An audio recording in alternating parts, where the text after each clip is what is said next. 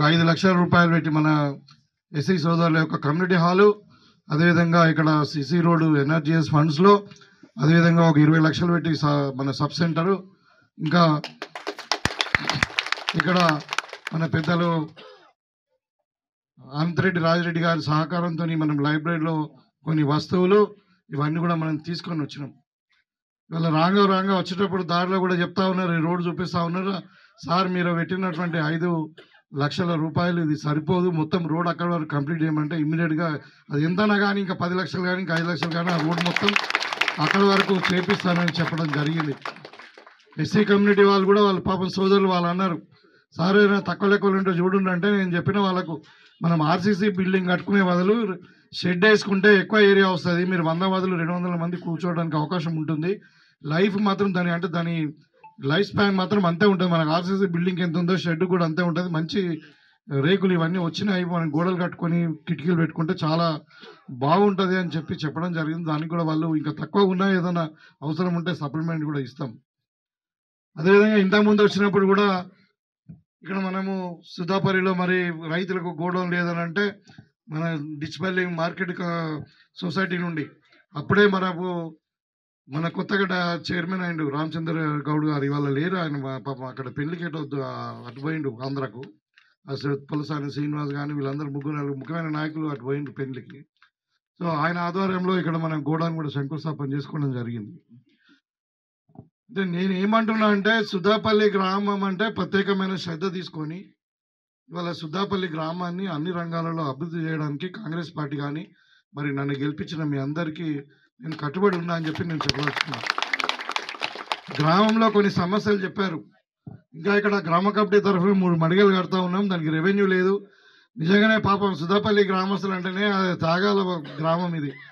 ఇక్కడ మాకు సబ్స్టేషన్ కావాలంటే ల్యాండ్ ఇచ్చిండ్రు, ఇక్కడ సోషల్ వెల్ఫేర్ స్కూల్ పెడదామంటే ల్యాండ్ ఇచ్చిర్రు, మెడికల్ కాలేజ్ అంటే ల్యాండ్ ఇచ్చిర్రు, ఇంకా మళ్ళీ యూనివర్సిటీ అంటే ల్యాండ్ ఇచ్చిండ్రు. పాపం వీళ్ళ మీకు వ్యవసాయ భూమి తగ్గిపోయి మరి వేరే ఇన్కమ్ లేకుండా ఇవన్నీ సమస్యలు ఉన్నాయి వాస్తవమే. కాబట్టి మరి గ్రామ కమిటీ వాళ్ళు అడిగిన కాబట్టి తప్పకుండా ఈ మార్చి తర్వాత మీరైతే స్టార్ట్ చేయండి, ఈ మార్చి తర్వాత దానికి కూడా నేను నా వంతు సహకారం తప్పకుండా అందిస్తానని చెప్పి చెప్తా ఉన్నా. ఇక్కడ ఇంకా గ్రామంలో మహిళలు కానీ అందరు కూడా చాలా మంది చైతన్యవంతమైన గ్రామం. ఇక్కడ మీరు ఆలోచించండి, కాంగ్రెస్ పార్టీ విధానం ఇవాళ మనము అమ్మ ఆదర్శ పాఠశాలల కింద మనం స్కూల్ రిపేర్ చేసుకున్నాం. ఇవాళ మనకు సుద్దపల్లిలో ఒక స్కూల్ వచ్చింది పెద్దది, ఇంటర్నేషనల్ అంటే ఇంటిగ్రేటెడ్ మోడల్ స్కూల్ అని 125 కోట్లతో. ఇక్కడ మన పిల్లలు చదువుకుంటారు. ఇప్పుడు మన సుద్దపల్లి రెసిడెన్షియల్ స్కూల్ ఎందుకు పెట్టాం? ఎవరు పెట్టినది? కాంగ్రెస్ పార్టీ పెట్టింది. ఇలా మెడికల్ కాలేజ్ ఎవరు పెట్టిండ్రు? కాంగ్రెస్ పార్టీ పెట్టింది. యూనివర్సిటీ ఎవరు పెట్టిండ్రు? కాంగ్రెస్ పార్టీ పెట్టింది. ఎందుకు పెట్టింది? మన పిల్లలు చదువుకోవాలా, చదువుకుంటే బాగుపడతారని. ఇలా మన పిల్లలు అమెరికాలో ఉన్నారు, ఆస్ట్రేలియాలో ఎందుకున్నారు? ఇక్కడ చదువుకున్నారు కాబట్టి. ఇవాళ 10 ఏళ్ళ నుండి ఒక కాలేజ్ అయినా కట్టిరా? 10 ఏళ్ళ నుండి ఒక కాలేజ్ అయినా కట్టిరా టీఆర్ఎస్ వాళ్ళు? కాబట్టి ఇది కాంగ్రెస్ పార్టీ విధానం. ఇలా స్కూళ్ళు పెడితే కులాల వారికి ఎస్సీలకు సపరేట్, బీసీలకు సపరేట్, ఎస్టీలకు సపరేట్, ఇవా కులాల వారిగా స్కూళ్ళు పెడతారా? ఇవాళ Congress party integrated model school పెడతా ఉంది. దాంట్లో అన్ని కులాల వారు ఒకటే టేబుల్ మీద కూర్చోవాలా, ఒకటే టేబుల్ మీద తినాలా. కులాలు మతాలు లేవు, అందరు ఇంగ్లీష్ మీడియంలో చదువుకోవాలా, అందరు కూడా ఒకటే. ఇవాళ అందుకే కేసీఆర్ ఆ రోజు మాట్లాడిండు, నేను అలా మన్మడి తిన్న ఫుడ్డే అందరు తినాలా, మా మన్మడి ఏం బియ్యం తింటాడో పేదవాడి బియ్యం కూడా అదే ఉండాలని అన్నాడు. కానీ ఇచ్చిండా? ఇవాళ కాంగ్రెస్ పార్టీ మేము సన్న బియ్యం ఇవ్వబోతా ఉన్నాం. మీరందరూ కూడా నేనేం బియ్యం తింటున్నా, మీరు కూడా అదే బియ్యం తినాలా. ఇవాళ మనం రేషన్ బియ్యం ఎవరైనా తింటున్నామా? 10 కిలోలు ఇట్లా రాగానే ఇంటి ముందర పెడుతున్నాం, ఓడో వచ్చి తీసుకుపోతున్నది, ఎటుపోతుందో తెలియదు. మరి ఇవాళ అట్లా కావద్దు అనే ఇవాళ సన్న బియ్యం కూడా ఇవ్వబోతా ఉన్నాం. ఒక్కొక్క వ్యక్తికి 6 కిలోల చొప్పున బియ్యం సన్న బియ్యం ఇస్తామని చెప్పి, ఇవాళ బియ్యం తక్కువనే అని చెప్పి 500 రూపాయలు ఎక్కువ బోనస్ ఇచ్చి రైతును ప్రోత్సహించి ఇటు రైతుకు లాభం, ఇటు కౌలు రైతుకు లాభం చేస్తూ మళ్ళీ మీకు అందరు కూడా సన్న బియ్యం ఇవ్వబోతా ఉన్నాం రాబోయే కాలంలో. నేనే బియ్యం తింటున్నా, మన పిల్లలు కూడా అదే బియ్యం తినాలా. ఇవాళ హాస్టల్ ఉండే పిల్లలు అదే తినాలి, ఇక్కడ మధ్యాహ్న భోజనం పిల్లలు కూడా అదే తినాలని చెప్పి మనం మాట్లాడుతూ ఉన్నాం. ఇది కాంగ్రెస్ పార్టీ విధానం, మీరు ఆలోచించండి.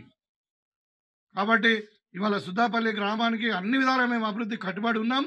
మన నియోజకవర్గం రాబోయే కాలంలో డెఫినెట్గా తెలంగాణలో నంబర్ 1 నియోజకవర్గంగా తీర్చిదిద్దాం.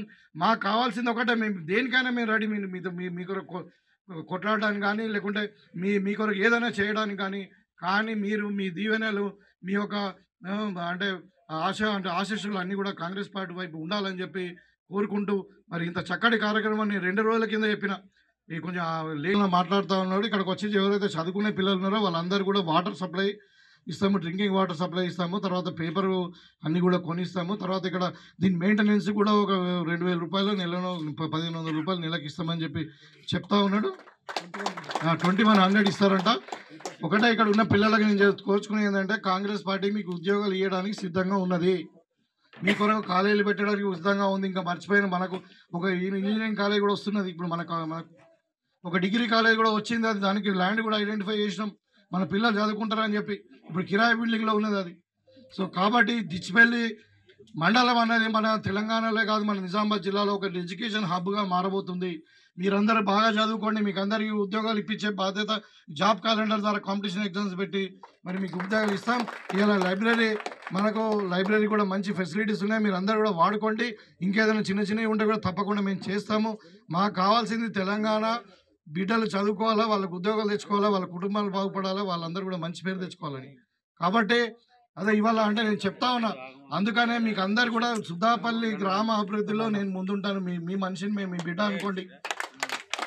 మీరు మీ దీవెనలు మీ ఆశీస్సులు మాకు ఇవ్వండి. తప్పకుండా మీ కొరకు 24 గంటలు కష్టపడడానికి నేను సిద్ధంగా ఉన్నానని చెప్పి కోరుకుంటూ మరి ఇంత చక్కటి కార్యక్రమం మీ అందరినీ కలుసుకునే భాగ్యం కలిగింది.